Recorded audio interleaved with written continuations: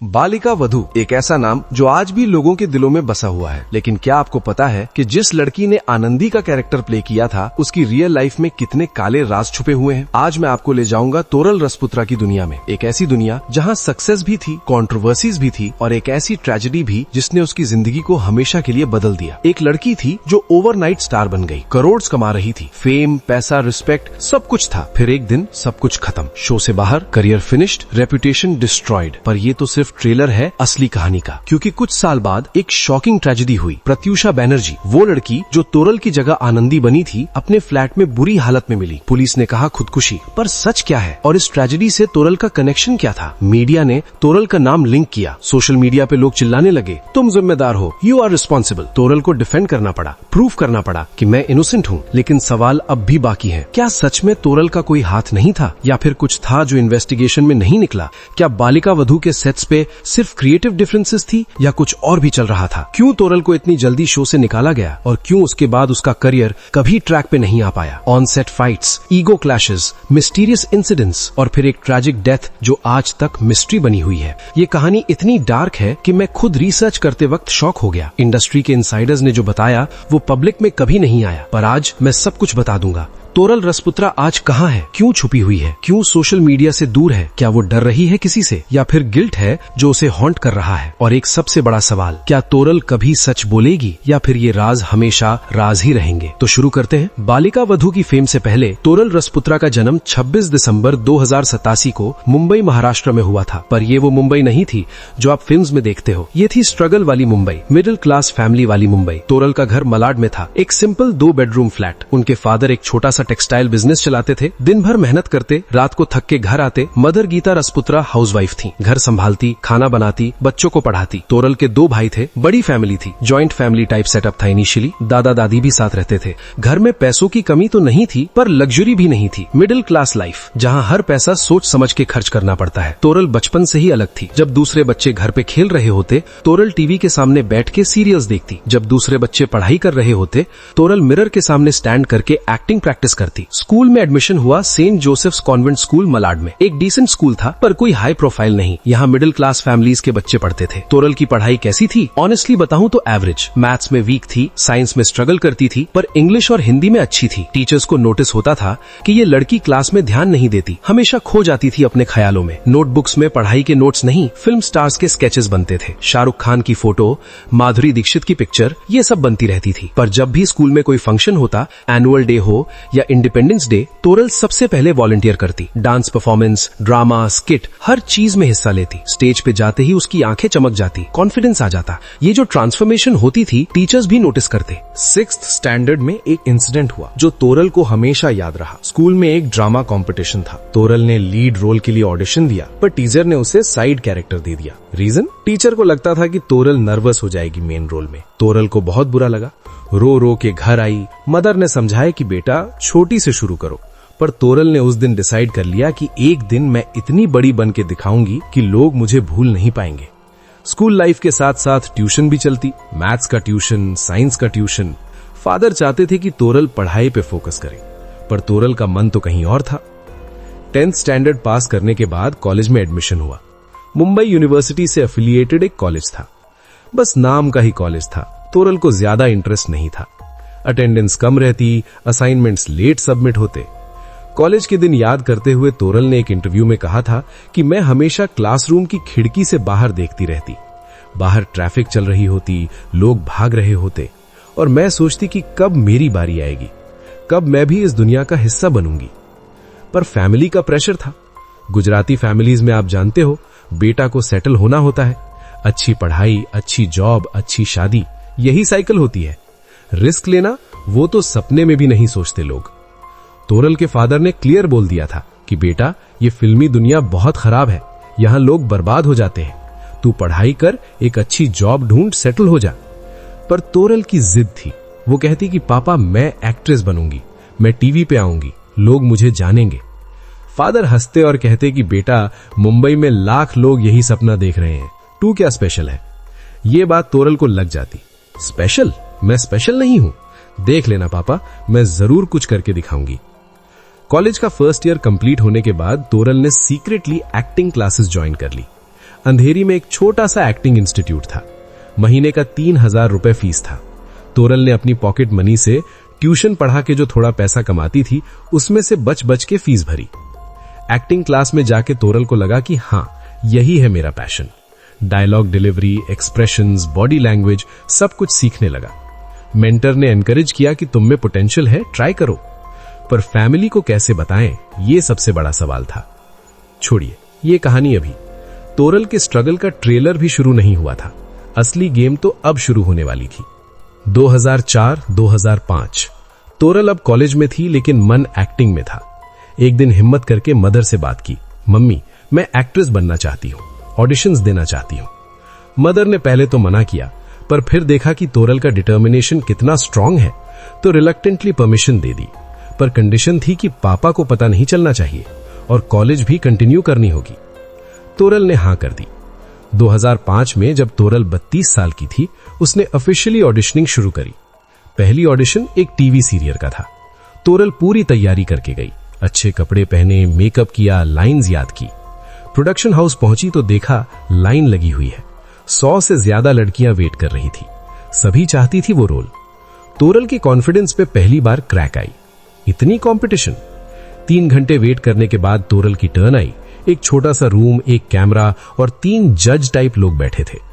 तोरल ने अपना इंट्रोडक्शन दिया, डायलॉग बोला, एक्सप्रेशंस दिए। जजेस ने कहा थैंक यू, हम आपको कॉल करेंगे। पर वो कॉल कभी नहीं आई। यही हाल रहा अगले कई महीनों तक। एक ऑडिशन से दूसरी ऑडिशन, हर जगह रिजेक्शन। कभी कहते टू यंग हो, कभी कहते इनएक्सपीरियंस्ड हो, कभी कहते लुक मैच नहीं कर रहा। फाइनेंशियल स्ट्रगल भी शुरू हो गई। ऑडिशंस के लिए ट्रैवलिंग करनी पड़ती, पोर्टफोलियो बनवानी पड़ती, लेटेस्ट कपड़े चाहिए होते। ये सब में पैसा लग रहा था। मदर छुपी से थोड़ा पैसा देती, लेकिन वो भी लिमिटेड था। तोरल ने डिसाइड किया कि कुछ करना पड़ेगा, तो पार्ट टाइम मॉडलिंग शुरू करी।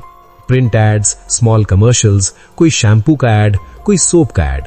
फेस नहीं दिखता था प्रॉपरली, बस बॉडी शॉट्स होते थे, पर पैसा तो आ रहा था। एक बार एक ज्वेलरी ब्रांड के लिए शूट था। टोरल को बैकग्राउंड मॉडल बनाया गया। पूरा दिन शूट चला, सुबह 9 बजे से रात 9 बजे तक, और पेमेंट मिली 3200 रुपए। इतना कम? टोरल को विश्वास नहीं हुआ, पर यही रियलिटी थी। इमोशनली भी बहुत टफ फेस था। अकेले ऑडिशंस जाना, अकेले शूट पे जाना, कोई साथ नहीं है, कोई सपोर्ट सिस्टम नहीं। घर पे तो फादर अभी भी नाराज थे कि ये सब छोड़ो और अच्छे से पढ़ाई करो। रात को जब टोरल घर आती, थक के चूर होती, पैर दुख रहे होते, दिमाग खराब होता, बाथरूम में जाके रोती, सोचती कि कब तक ये सब चलेगा, कब मेरा वक्त आएगा। एक रात 2007 में टोरल ने ब्रेक डाउन कर दिया। मदर के सामने रो रो के बोली कि मम्मी नहीं हो रहा, मैं हार मान लेती हूँ। शायद पापा सही कहते थे, ये इंडस्ट्री मेरे लिए नहीं है। मदर ने हिम्मत दी, बेटा अभी तो तूने ट्राई करना शुरू किया है, थोड़ा और पेशेंस रखो, तेरा वक्त जरूर आएगा। पर कितना पेशेंस? टोरल 2 साल से स्ट्रगल कर रही थी और एक भी सॉलिड रोल नहीं मिला था। कई बार सोचती कि अब तो कुछ भी चलेगा, साइड कैरेक्टर भी सही, एक लाइन का रोल भी सही। और फिर फाइनली 2007 के एंड में टोरल को उसकी पहली टीवी अपीयरेंस मिली। सीरियल का नाम था धूम मचाओ धूम। एक बहुत ही छोटा रोल था, बैरली 4-5 दिन का काम था। डायलॉग्स भी 3-4 थे, पर टोरल के लिए ये किसी ऑस्कर से कम नहीं था। पहली बार टीवी स्क्रीन पे दिखेगी, पहली बार उसका नाम क्रेडिट्स में आएगा। शूट का दिन आया। टोरल सुबह 5 बजे उठ गई, तैयार होके पहुंची सेट पे। पूरा दिन शूट चला। डायरेक्टर्स ने थोड़ी सी एक्टिंग टिप्स दी, टोरल ने ध्यान से सुनी और इम्प्लीमेंट की। एपिसोड टेलीकास्ट होने के बाद टोरल ने पूरे फैमिली के साथ देखा। जब स्क्रीन पे उसका फेस आया, पूरे घर में खुशी की लहर दौड़ गई। मदर रो पड़ी, इवन फादर की आंखें भर आई। पर ये तो बस शुरुआत थी। टोरल को पता था कि इससे कुछ नहीं होगा। रेगुलर काम चाहिए, कंसिस्टेंसी चाहिए। अगले कुछ महीनों में टोरल को एपिसोडिक शोज में एपिसोडिक रोल्स मिलने लगे। आहट, SSH, कोई है, ये शोज उस वक्त बहुत पॉपुलर थे। हॉरर मेकअप करके चिल्लाना पड़ता था, पर काम तो काम था। 2008 टोरल अब 24 साल की थी। 3 साल हो गए थे इंडस्ट्री में स्ट्रगल करते। थोड़ा नाम बन रहा था। कास्टिंग डायरेक्टर्स उससे पहचानने लगे थे। ऑडिशंस में रिजेक्शन कम होने लगी थी। और फिर फाइनली 2008 के एंड में टोरल को उसकी पहली टीवी अपीयरेंस मिली। सीरियल का नाम था ये रिश्ता क्या कहलाता है। सपोर्टिंग रोल था। इंटरेस्टेड हो? टोरल ने तुरंत हाँ कर दी। ये रिश्ता क्या कहलाता है, ये तो बड़ा शो है, स्टार प्लस पे आ रहा है। अगर ये रोल अच्छा गया तो करियर सेट हो सकता है। ऑडिशन हुआ, टोरल सिलेक्ट हो गई, कॉन्ट्रैक्ट साइन हुआ, रेगुलर काम मिल गया, हर दिन शूट था, पैसा अच्छा आ रहा था। फाइनली फाइनेंशियल स्टेबिलिटी आ गई। पर टोरल का सपना तो लीड रोल का था। सपोर्टिंग एक्ट्रेस बनके कब तक चलेगी? उसे चाहिए थी अपनी पहचान,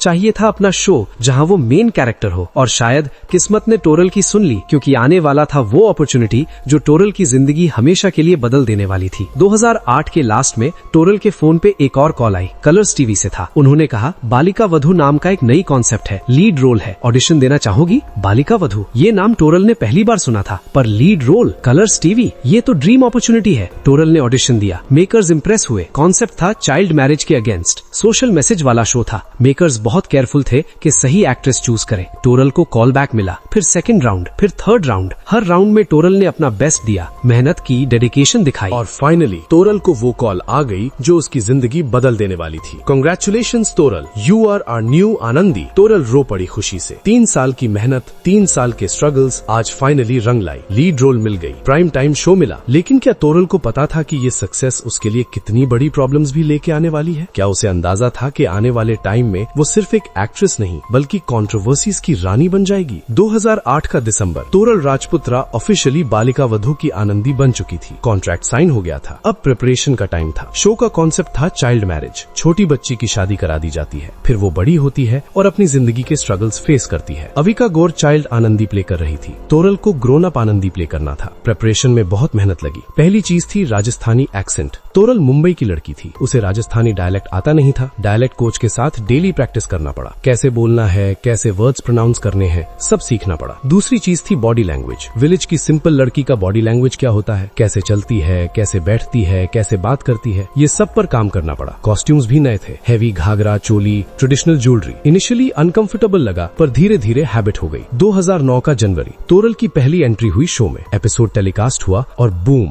ओवरनाइट टोरल राजपुत्रा स्टार बन गई। शो की टीआरपी आसमान छू रही थी। बालिका वधू नंबर 1 शो बन गया। हर घर में लोग ये शो देखते। टोरल AKA Anandi house hold name बन गई। पहली बार रिकॉग्निशन मिला। जहाँ भी जाती लोग पहचानते, आनंदी आनंदी चिल्लाते, फोटो खींचना चाहते, ऑटोग्राफ मांगते। फाइनेंशियली भी लाइफ कंप्लीटली चेंज हो गई। पहले जो स्ट्रगल था वो गायब हो गया। अच्छा पैसा मिल रहा था हर महीने। फैमिली को सपोर्ट कर सकती थी। अब फादर को कन्विंस कर चुकी थी कि पापा देखा, मैंने कर दिखाया। नया घर लिया, बिगर फ्लैट, बेटर लोकेलिटी, कार भी खरीदी। ये सब सपना जैसा लग रहा था टोरल को। अवार्ड्स भी आने शुरू हुए। इंडियन टेलीविजन अकेडमी अवार्ड्स में नॉमिनेशन, जी गोल्ड अवार्ड्स में नॉमिनेशन, और फिर जीतना भी शुरू हो गया। स्टेज पे जाके अवार्ड रिसीव करना, ये फीलिंग अलग ही होती है। सेट पे भी रिस्पेक्ट मिलती। हीरोइन जो होती है ना, उसका ट्रीटमेंट अलग होता है। वैनिटी वैन अलग मिलती है, मेकअप आर्टिस्ट अलग होता है, असिस्टेंट लोग हेल्प करते रहते। पर यहाँ से ही शुरू हुई गलती, सक्सेस का नशा। ये चीज काफी डेंजरस होती है और टोरल के साथ भी यही हुआ। धीरे धीरे टोरल का एटीट्यूड चेंज होने लगा। पहले जो हम्बल थी, पोलाइट थी, वो बदलने लगी। ईगो आने लगी। सेट पे लेट आने लगी। पहले टाइम पे आ जाती थी, अब 2-3 घंटे डिले हो जाता। डायरेक्टर्स को वेट करना पड़ता। को एक्टर्स की शूटिंग डिले होती। डायलॉग्स में भी टेंट्रम्स। ये डायलॉग मुझे अच्छा नहीं लग रहा, चेंज करो। ये सीन मुझे पसंद नहीं, रीराइट करो। क्रिएटिव टीम परेशान हो जाती। को एक्टर्स के साथ भी बिहेवियर चेंज हुआ। पहले जो फ्रेंडली थी, हंसना हंसाना, मजाक करना, वो सब कम हो गया। डिस्टेंस बन गई। सिद्धार्थ शुक्ला जो शो में लीड एक्टर थे, उनके साथ भी इश्यूज शुरू हुए। ऑन स्क्रीन केमिस्ट्री अमेजिंग दिख रही थी शिव और आनंदी की, पर ऑफ स्क्रीन कोल्ड वॉर चल रहा था। र्यूमर था कि टोरल को लगता था कि सिद्धार्थ को ज्यादा फुटेज मिल रहा है, उसके सीन ज्यादा है, मेकर्स सिद्धार्थ को ज्यादा इंपॉर्टेंस दे रहे हैं। ये सब बातें टोरल को बॉदर करती थी। इंडस्ट्री इनसाइडर्स बात करने लगे। सेट विजिटर्स को पता चल रहा था कि बालिका वधू के सेट्स पे सब ठीक नहीं है। टोरल का एटीट्यूड प्रॉब्लम बन रहा है। एक इंसिडेंट हुआ 2000 में। शूटिंग चल रही थी। टोरल सेट पे आने में 3 घंटे लेट हो गई। कोई प्रॉपर रीजन नहीं था। पूरी यूनिट वेट कर रही थी। डायरेक्टर्स फ्रस्ट्रेटेड थे। जब टोरल आई तो उसको पोलाइटली बोला गया कि टोरल प्लीज टाइम पे आया करो, प्रोडक्शन को लॉस होता है। और टोरल ने क्या किया, गुस्सा हो गई। कहने लगी कि मैं हीरोइन हूँ, मेरे बिना शो नहीं चल सकता, मेरी मर्जी जब आऊंगी। ये बात स्प्रेड हो गई। यूनिट मेंबर्स टॉक करने लगे। टोरल की रेप्यूटेशन खराब होने लगी इंडस्ट्री में। पर ये सब के बीच टोरल को रियलाइज नहीं हो रहा था कि वो क्या कर रही है।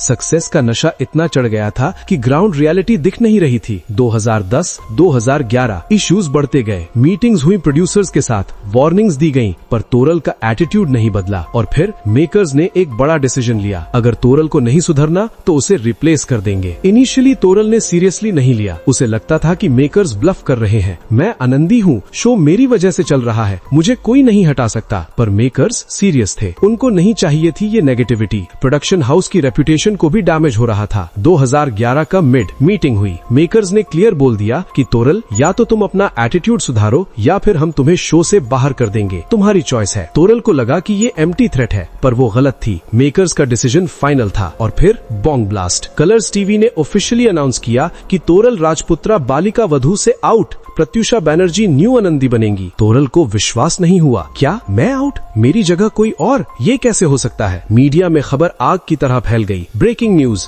तोरल राजपुत्रा रिप्लेस्ड, बालिका वधू में नई आनंदी। पब्लिक शॉक्ड थी, फैंस कंफ्यूज थे, सोशल मीडिया पे डिबेट्स शुरू हो गई। कुछ लोग तोरल को सपोर्ट कर रहे थे, कुछ लोग मेकर्स को। तोरल ने ट्राई किया एक्सप्लेन करने की, इंटरव्यूज दिए, कहा कि क्रिएटिव डिफरेंसेस थी, मेकर्स ने मेरी बात नहीं सुनी, ये गलत डिसीजन है। पर मेकर्स का वर्जन अलग था। उन्होंने इनडायरेक्टली हिंट दिया कि तोरल का अनप्रोफेशनल बिहेवियर इशू था। इंडस्ट्री इनसाइडर्स सच बात जानते थे, पर ओपनली कोई नहीं बोल रहा था, बस छुपी बातों में डिस्कशन होती रहती। तोरल के लिए ये सबसे बुरा फेज था। पीक पे थी और एक झटके में नीचे आ गई। सक्सेस से फेलियर तक का सफर इतना जल्दी हो गया कि संभाला नहीं गया। फाइनेंशियली भी प्रॉब्लम होने लगी। जो रेगुलर इनकम आ रही थी वो बंद हो गई। सेविंग्स पे चलना पड़ा। इमोशनली तो टोटली ब्रोकन हो गई तोरल। डिप्रेशन में चली गई। सोचती रहती कि कहाँ गलती हो गई, कैसे सब कुछ बिखर गया। पर कहानी यहाँ खत्म नहीं हुई। असली कंट्रोवर्सी तो अभी बाकी थी, और वो कंट्रोवर्सी आने वाली थी कुछ साल बाद, एक ऐसी ट्रेजेडी के साथ जिसने तोरल की जिंदगी को हमेशा के लिए बदल दिया। 2011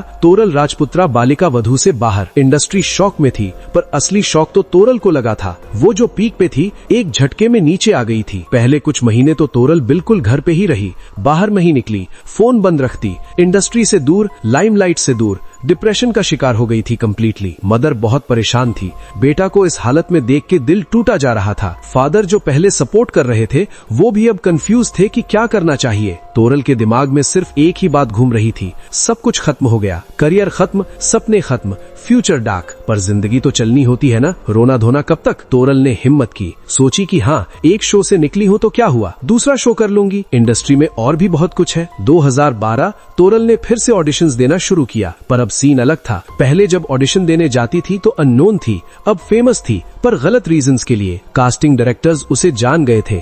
एक ने डायरेक्टली बोला कि तोरल, तुम्हारी रेपुटेशन खराब हो चुकी है, प्रोड्यूसर्स डेयर नहीं करेंगे तुम्हें कास्ट करने की, रिस्क है। ये सुन के तोरल को बहुत बुरा लगा। तो अब मैं अनटचेबल हो गई हूँ, मुझे कोई काम नहीं देगा। पर हार नहीं मानी, स्ट्रगल कंटिन्यू किया। कुछ छोटे शोज में रोल्स मिले। संस्कार धरोहर अपनों की नाम का एक शो मिला, पर वो हिट नहीं हुई, टीआरपी नहीं आई। लव मैरिज या अरेंज्ड मैरिज में भी काम किया, पर वो भी नहीं चली। तोरल को समझ आ रहा था कि बालिका वधू जैसी सक्सेस फिर से पाना बहुत मुश्किल है। रियलिटी शोज का ऑप्शन था, बॉक्स क्रिकेट लीग में पार्टिसिपेट किया, सेलिब्रिटी क्रिकेट मैचेस थे, विजिबिलिटी तो मिली, पर करियर डिफाइनिंग नहीं था। फाइनेंशियली सिचुएशन टाइट होने लगी फिर से। जो सेविंग्स थी वो खत्म होने लगी। घर का खर्चा, बिल्स, ईएमआई सब चलता रहता है। तोरल ने इंटरव्यूज दिए अपनी साइड एक्सप्लेन करने के लिए, कहानियां सुनाई कि कैसे बालिका वधू के टाइम पे क्या हुआ। पर मीडिया और पब्लिक को उस वक्त उसकी बात बिलीवेबल नहीं लगी। लोगों को लगता था कि तोरल बहाने बना रही है। मेकर्स की गलती नहीं, उसकी गलती थी। ये पब्लिक परसेप्शन बन चुका था। सोशल मीडिया पे ट्रोल्स भी शुरू हो गए। उस टाइम ट्विटर, फेसबुक पे लोग टारगेट करते थे। तोरल के पोस्ट्स पे नेगेटिव कमेंट्स आते, failed actress, attitude problems, unprofessional, ये सब सुनना पड़ता था। पर्सनल लाइफ में भी अप्स एंड डाउन्स थे। रिलेशनशिप की बातें सोशल मीडिया पे डिस्कस होती रहती थी, पर तोरल ने कभी ओपनली किसी को डेट करने के बारे में एक्सेप्ट नहीं किया। एक बार एक मैगजीन इंटरव्यू में रिपोर्टर ने पूछा कि तोरल, आपकी लव लाइफ कैसी है। तोरल ने कहा कि मैं अपनी पर्सनल लाइफ प्राइवेट रखना पसंद करती हूँ, जो भी है वो सिर्फ मेरी है। पर इंडस्ट्री इनसाइडर्स जानते थे कि तोरल को काफी रिलेशनशिप्स हुई थी, कुछ शॉर्ट टर्म, कुछ कॉम्प्लिकेटेड, पर कुछ भी सीरियस नहीं था। शायद करियर की टेंशन की वजह से फोकस नहीं रहा होगा। 2013, 2014 टाइम निकल रहा था। तोरल का करियर नहीं चल रहा था। जो भी काम मिलता कर लेती, पर सेटिस्फैक्शन नहीं थी। वो पीक फिर से पाना चाहती थी। एक इंसिडेंट हुआ 2014 में। तोरल को एक अवार्ड फंक्शन में इनवाइट किया गया। जब वो स्टेज पे जा रही थी, कुछ लोग ऑडियंस में चिल्लाए, ये तो फ्लॉप एक्ट्रेस है, इसे क्यों बुलाया। तोरल ने सुन लिया, उसकी आंखें भर आईं, पर स्टेज पे स्माइल करके चली गईं, पर अंदर से टूट गईं। ये सब सुनना कितना पेनफुल होता है वो ही जानता है जो एक्सपीरियंस करता है। तोरल ने सोचना शुरू किया कि शायद एक्टिंग मेरे लिए नहीं है, शायद मुझे कुछ और करना चाहिए। पर क्या एक्टिंग के अलावा उसे कुछ आता ही नहीं था। मदर ने हिम्मत दी, बेटा बैड फेज है, निकल जाएगा, पेशेंस रखो। पर कितना पेशेंस। तोरल को लगता था कि उसकी जिंदगी में अब अच्छा वक्त नहीं आएगा। 2015 काफी शोज ट्राई किए तोरल ने, पर कोई भी मेजर रोल नहीं मिला। इंडस्ट्री में उसकी इमेज सेट हो चुकी थी। Difficult actress, attitude problem, unprofessional, ये टैग्स इतने स्ट्रॉन्ग होते हैं कि करियर खत्म कर देते हैं। और तोरल के साथ यही हो रहा था। फाइनेंशियल क्राइसिस भी बढ़ रही थी। घर के एक्सपेंसेस के लिए मदर से पैसा मांगना पड़ रहा था। ये कितना एम्बैरेसिंग था तोरल के लिए। पहले जो घर चलाती थी अब खुद हेल्प मांग रही है। एक बार टोरल ने सीरियसली सोचा कि इंडस्ट्री छोड़ दूं, शायद कोई नॉर्मल जॉब कर लूं, एंकरिंग, होस्टिंग, कुछ भी। पर फिर लगा कि नहीं, अभी तक इतनी मेहनत की है, अब हार के नहीं जा सकती। और फिर 2016 आने वाला था और उस साल में एक ऐसी ट्रेजेडी होने वाली थी जो टोरल की जिंदगी को हमेशा के लिए हॉन्ट करेगी। दोस्त, अगर आप वीडियो के इस हिस्से तक आ ही गए हैं तो वीडियो को लाइक करके चैनल को सब्सक्राइब जरूर कर दीजिएगा। लेकिन ये ट्रेजेडी क्या थी? कैसे एक और इंसान की डेथ से टोरल का नाम जुड़ा? क्या सच में टोरल की कोई इन्वॉल्वमेंट थी या फिर मीडिया ने फॉल्सली उसे टारगेट किया? तैयार हो जाइए, क्योंकि अब जो आने वाला है वो टोरल रसपुत्रा की कहानी का सबसे डार्क और कंट्रोवर्शियल चैप्टर है। 2016 एक ऐसा साल जो टोरल रसपुत्रा की जिंदगी में हमेशा के लिए एक काला दाग बन के रह गया। एक ऐसा साल जिसमें एक ट्रेजेडी हुई और टोरल का नाम गलत रीजंस के लिए हेडलाइंस में आ गया। 1 अप्रैल 2016 फ्राइडे का दिन था। न्यूज चैनल्स पे सडनली ब्रेकिंग न्यूज आई। Pratyusha Banerjee found dead at her residence, suspected suicide. Pratyusha Banerjee, वो नाम जो टीवी इंडस्ट्री जानती थी, वो लड़की जिसने तोरल की जगह बालिका वधू में आनंदी का रोल प्ले किया था, वो लड़की जिसके घर से आज उसकी लाश मिली थी। पूरा इंडस्ट्री शॉक में था। प्रत्यूषा सुसाइड क्यों, कैसे? इतनी यंग थी, 27 साल की, पूरी जिंदगी बाकी थी, क्या हुआ उसके साथ? जैसे जैसे डिटेल्स आने लगी सब और शॉकिंग होता गया। प्रत्यूषा अपने बॉयफ्रेंड राहुल राज सिंह के साथ रहती थी। उस दिन दोनों का झगड़ा हुआ था और थोड़ी देर बाद प्रत्यूषा ने रिपोर्टेडली सीलिंग फैन से लटका के सुसाइड कर लिया। पर सर्कमस्टेंसेस इतने शेडी थे कि किसी को सुसाइड पे भरोसा नहीं हुआ। लोगों को लगा कि ये मर्डर है, सुसाइड नहीं। राहुल राज सिंह ने मार दिया और सुसाइड का सीन बनाया। पुलिस इन्वेस्टिगेशन शुरू हुई। प्रत्यूषा के पेरेंट्स शॉक थे। उनका कहना था कि उनकी बेटी सुसाइड नहीं कर सकती, वो बहुत स्ट्रॉन्ग लड़की थी, जरूर किसी ने उससे मारा है। मीडिया सर्कस लग गया। हर न्यूज चैनल प्रत्यूषा की डेथ को कवर कर रहा था। डिबेट्स हो रही थी, एक्सपर्ट्स अपनी ओपिनियन दे रहे थे, सेलिब्रिटीज कंडोलेंसेस दे रहे थे और यहाँ टोरल राजपुत्रा का नाम भी आ गया। क्यों? क्योंकि मीडिया को कंट्रोवर्सी चाहिए थी, एंगल चाहिए था। और क्या एंगल से अच्छा हो सकता है कि जो लड़की तोरल की जगह आनंदी बनी थी वो मर गई? क्या तोरल का कुछ कनेक्शन है? ऑब्वियसली ये बिल्कुल बेसलेस था, पर सेंसेशनल न्यूज की भूख में मीडिया कुछ भी प्रिंट कर देती है, टीआरपी के लिए कुछ भी।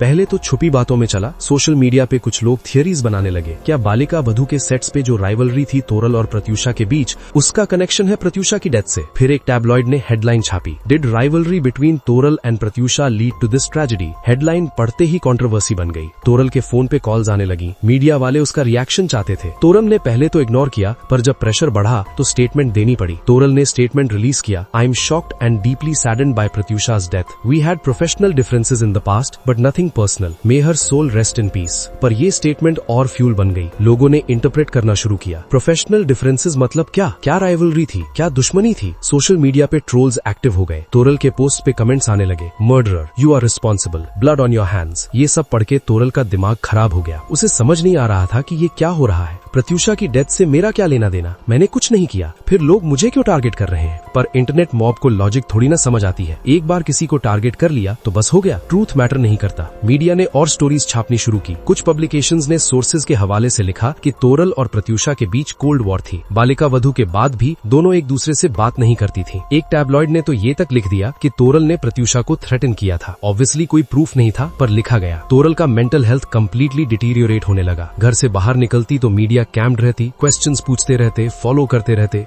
एक इंसिडेंट हुआ, तोरल मार्केट गई थी कुछ खरीदने, मीडिया वाले उसके पीछे पड़ गए। कॉन्स्टेंटली क्वेश्चंस, तोरल प्रत्यूषा की डेथ पे आपकी क्या रिएक्शन है? क्या आप इन्वॉल्व्ड है? क्या पुलिस ने आपको इन्वेस्टिगेट किया? तोरल चिल्ला पड़ी, लीव मी अलोन, मैंने कुछ नहीं किया, let me live my life. पर मीडिया को कहाँ फर्क पड़ता है, वो वीडियो भी उनकी फुटेज बन गई। हेडलाइंस आई, Toral Rajputra loses her cool, shouts at media. Police investigation में तोरल का नाम ऑफिशियली कहीं नहीं था, क्योंकि कोई एविडेंस ही नहीं था, कोई कनेक्शन ही नहीं था। तोरल और प्रत्यूषा ने सालों से बात तक नहीं की थी, पर पब्लिक कोर्ट में ट्रायल चल रहा था। लोगों ने डिसाइड कर लिया था कि तोरल गिल्टी है। कैसे, क्यों, किसी को पता नहीं, बस गिल्टी है। तोरल ने एक इंटरव्यू दिया एक रेप्यूटेड चैनल को। उस इंटरव्यू में उसने सारी बात क्लियर की। देखो, प्रत्यूषा और मेरी पास्ट में प्रोफेशनल डिफरेंसेस थी। जब मैं बालिका वधू से निकली और उसे कास्ट किया गया, ऑब्वियसली इनिशियल ऑकवर्डनेस थी, पर हमने कभी पर्सनली कोई प्रॉब्लम नहीं ली। हम दोनों अपने अपने लाइव्स में बिजी थे। मैंने प्रत्यूषा से सालों से बात नहीं की थी, ना मैं उसकी लाइफ में थी ना वो मेरी लाइफ में। उसकी डेथ सुन के मुझे भी भी उतना ही शॉक लगा जितना किसी और को। पर मुझे इस ट्रेजेडी में घसीटा जा रहा है सिर्फ सेंसेशनलिज्म के लिए। मैं क्लियरली कह रही हूँ,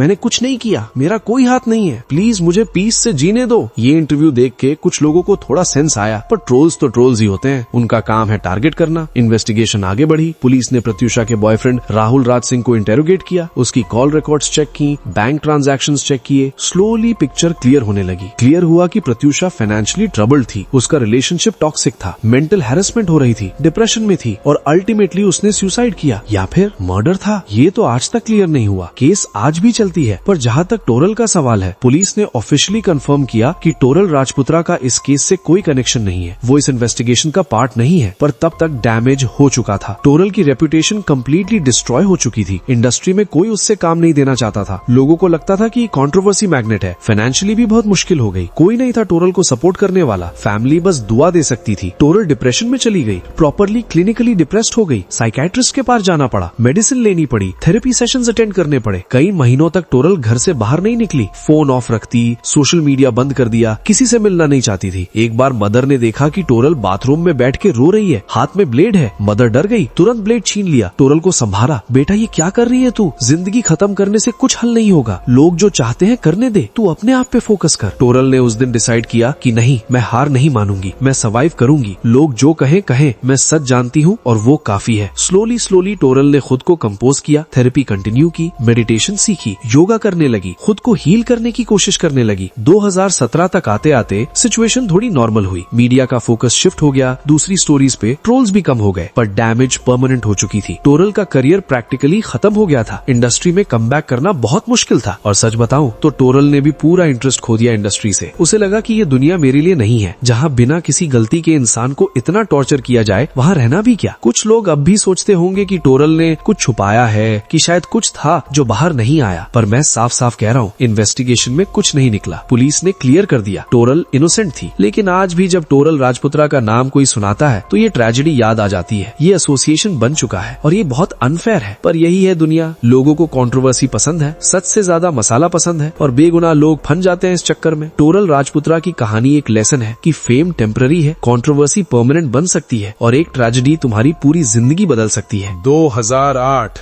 2014, 2016, 2016 और अब 2025 इतने साल गुजर गए टोरल राजपुत्रा की जिंदगी में। एक वक्त था जब टोरल हर स्क्रीन पे नजर आती थी, हर घर में उसकी पहचान थी, अवार्ड्स जीतती थी, फैंस के दरमियान सुपरस्टार थी। और आज टोरल राजपुत्रा काफी हद तक इंडस्ट्री से बाहर है, पब्लिक आई से दूर प्राइवेट लाइफ जीती है। 2018 के बाद टोरल ने स्पोरेडिकली काम किया, कुछ वेब सीरीज में छोटे रोल्स किए, कैमियो अपीयरेंसेस की, पर रेगुलर टीवी शोज या फिल्म्स में नहीं। सोशल मीडिया प्रेजेंस भी ऑलमोस्ट नेग्लिजिबल है। इंस्टाग्राम पे अकाउंट है पर बहुत कम एक्टिव रहती है, पोस्ट्स भी रेयर होते हैं, मोस्टली प्राइवेट लाइफ प्राइवेट ही रखना पसंद करती है। फाइनेंशियली सिचुएशन के बारे में कुछ कंफर्म नहीं पता, पर ऑब्वियसली जो पीक अर्निंग्स थी बालिका वधू के टाइम की वो अब नहीं है। मिडिल क्लास कंफर्टेबल लाइफ लग रही है। पर्सनल लाइफ के बारे में ज्यादा कुछ ओपन नहीं है, शादी की नहीं है टोरल ने, रिलेशनशिप स्टेटस अनक्लियर है, शायद सिंगल है शायद नहीं, पर पब्लिक में कुछ शेयर नहीं करती। कई बार इंटरव्यूज में पूछा गया कि टोरल कमबैक का प्लान है, इंडस्ट्री में वापस आओगी, तो टोरल ने जनरली डिप्लोमेटिक जवाब दिया है। एक इंटरव्यू में टोरल ने कहा, देखो एक्टिंग मेरी पहली मोहब्बत है, पर इंडस्ट्री ने मुझे बहुत हर्ट किया है, मेरे साथ जो हुआ वो बहुत अनफेयर था। अगर सही रोल मिलेगा, सही प्रोजेक्ट मिलेगा तो जरूर करूंगी, पर डेस्परेटली चेज नहीं कर रही मैं कुछ भी। ये स्टेटमेंट से क्लियर है कि टोरल का मन अब एक्टिंग से हट गया है, वो प्रायोरिटी नहीं रही। शायद पीस ऑफ माइंड अब ज्यादा इम्पोर्टेंट है उसके लिए। कुछ सोर्सेज के मुताबिक टोरल ने एक एनजीओ के साथ काम करना शुरू किया है, सोशल वर्क करती है, अंडर प्रिविलेज्ड बच्चों को पढ़ाती है। शायद यहाँ उसे सेटिस्फैक्शन मिलती है जो एक्टिंग इंडस्ट्री नहीं दे पाई। मदर के साथ रहती है टोरल, फादर का कुछ साल पहले डिमाइस हो गया था। भाई लोग अपनी अपनी लाइव्स में सेटल्ड है, फैमिली सपोर्ट तो है, पर लाइफ में वो चमक नहीं है जो एक टाइम थी। दोस्तों ये तो होगी टोरल की कहानी, मगर क्या आपको यह पता है उस रात प्रत्युषा बैनर्जी के साथ उनके फ्लैट में क्या हुआ था? अगर जानना है तो वीडियो स्क्रीन पर आ रहा है, क्लिक करके जरूर देखिएगा।